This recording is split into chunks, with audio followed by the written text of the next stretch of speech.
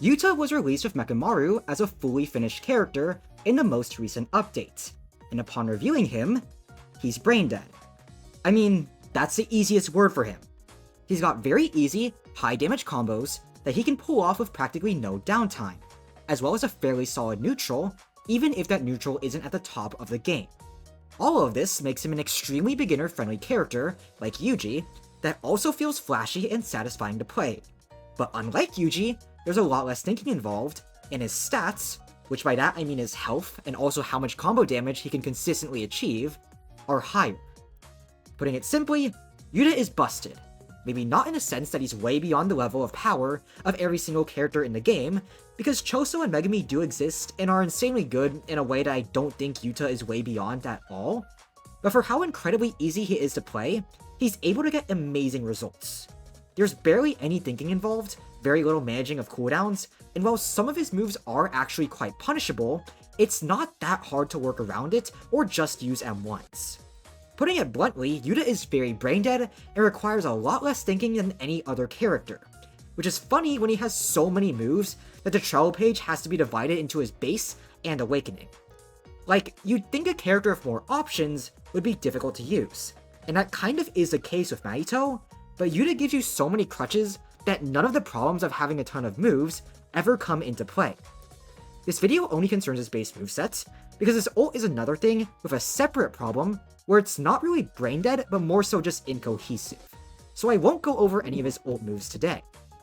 To explain everything I mean when I say Yuta's brain dead, let's go over his moves. Severing Path is a really generic combo extender. It's god-awful in neutral, where it's basically just an M1 that's guaranteed to be punished on block, but for combos, you can just M1 into it for free damage that doesn't stop you from landing any of your other moves. It's the first brain dead move, since you don't think about using it, and it's just M1, M1, M1 Severing Path. The aerial variant, on the other hand, is something that exists, and it's more so just there if you want to get some extra damage off of Revolve, and don't have Rika Grab off cooldown.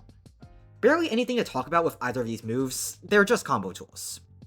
Resolute Slash, on the other hand, is both a really good bit of free damage in a combo, or just free damage in neutral if you're not being dumb with it. You teleport behind the opponent and slash them, and it can be confirmed off of M1s, like quite literally everything else in his kit.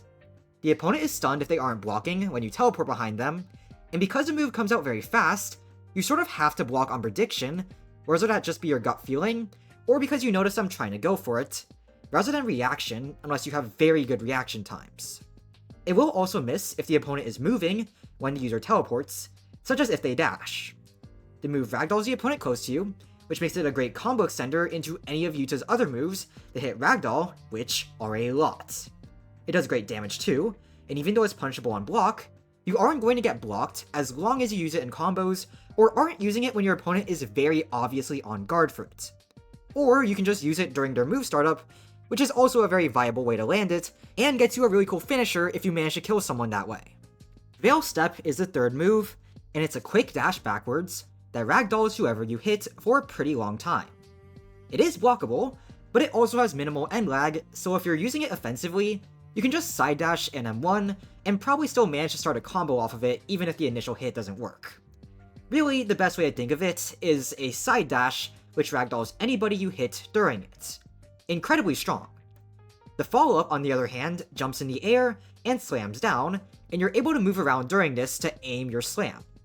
It guard breaks and ragdolls, and like every ragdoll in Yuta's kit, both Veilstep 1 and Veilstep 2 are great combo starters. The follow-up isn't amazing for neutral though, because it's quite easy to dodge, and it has high end lag that makes it extremely punishable. Adding this in post-editing, Veilstep 2 is actually not bad for neutral at all. It has the exact same strength as any move that has to be dodged, in that if you just wait for someone to dash, or predict that they're going to ragdoll cancel, you can use this move and hit them while they have dash on cooldown, and unless they're Yuji or Hikari or anybody with a counter, there is no counterplay. It is a very good move that deserves a lot more credit than I initially gave it. Still, you can really easily get around that by just using it right after Veilstep 1, because they both confirm into each other, cause why not? Oh right, both versions also hit ragdoll, so they can combo extend off of that as well. Finally, there's Revolve. It's a ragdoll hitting series of slashes that takes the opponent and you into the air. in a stun state kind of like Locust Guy's air combo. It does good damage, doesn't guard break, and it is a very safe move because of how it takes you into the air, so unlike Severing Path, it is actually quite good for neutral since it's not highly punishable. It's an amazing combo tool since it hits ragdoll, and there's also an alternate variant to it. This alternate variant activates if you use it in a certain height in the air, which isn't jump height, but is a height you get from the move itself, so you can just press it again to use it. This variant stabs into the ground and ragdolls the opponent right beneath you. So, again, it's a great combo extender because it hits ragdoll and ends with a really close ragdoll.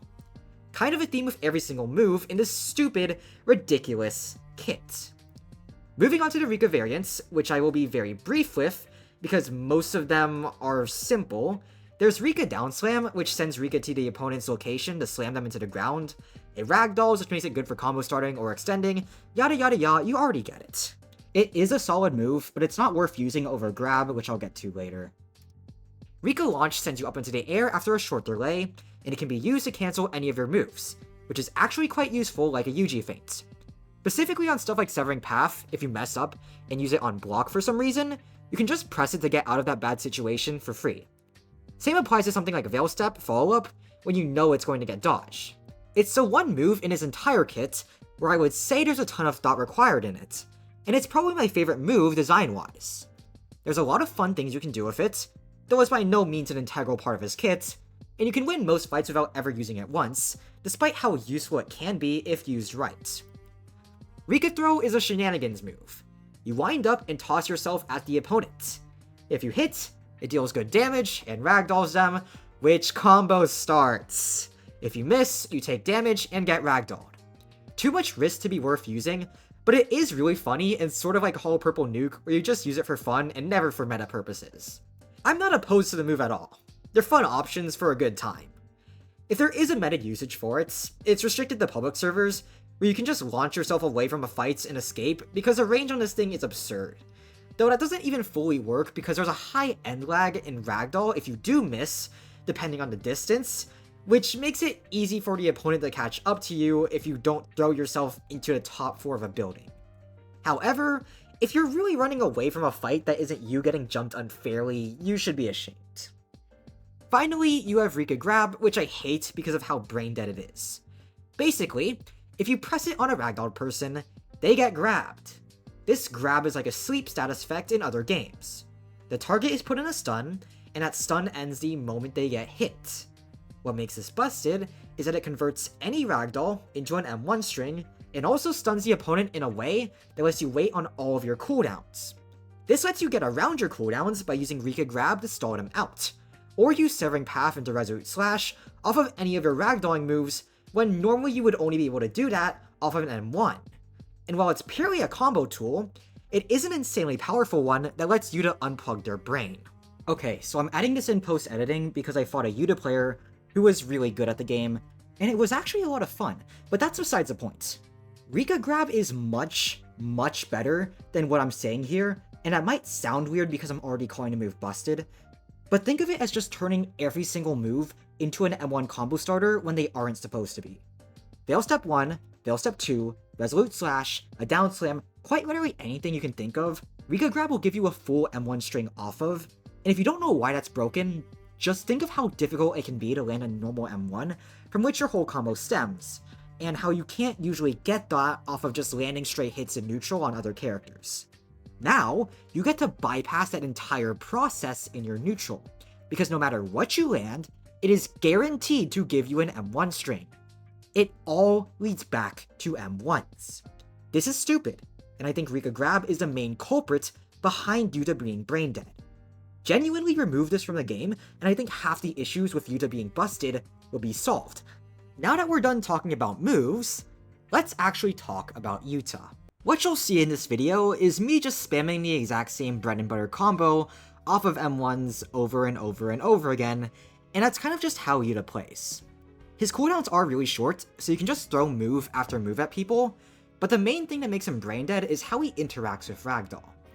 Veilstep, Revolve, Rika Downslam, though you're not really going to use it, and Rika Grab all hit ragdoll, and not a single one of them is a combo ender. If you accidentally ragdoll someone, or you land a straight hit with Veilstep or Revolve, then you can easily turn what would just be a straight hit on any other character into a long, drawn-out combo that does at least 40 damage. Any ragdoll even becomes an M1 string because of Rika Grab, and how it lets you get a full M1 reset for basically free. All of this means that every single move Yuta has is a combo starter, disregarding the obvious exception of Rika Launch. None of his ragdolls send the opponent too far away for you to follow up on, and you follow up on any ragdoll with either a ragdoll hitting move, of which you have way too many, or just follow it up with a non-ragdoll hitting move by pressing Rika Grab and then M1ing them 3 times. He can quite literally combo off of anything in his moveset, and because of that, you don't have to think too hard about anything. If a move's off cooldown, it's going in your combo.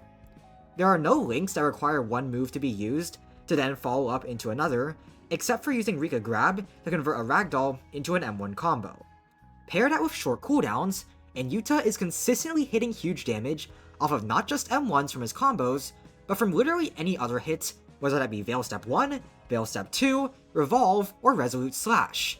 Whereas Choso and Megumi, who are both characters infamous for having really stupid strong combos and great neutral, have to at least think about their combo links because not everything goes into everything, and they have actual downtimes where they aren't able to erase your HP bar, Yuta just gets to hit you, combo you, and then do it right over again whenever he gets another hit.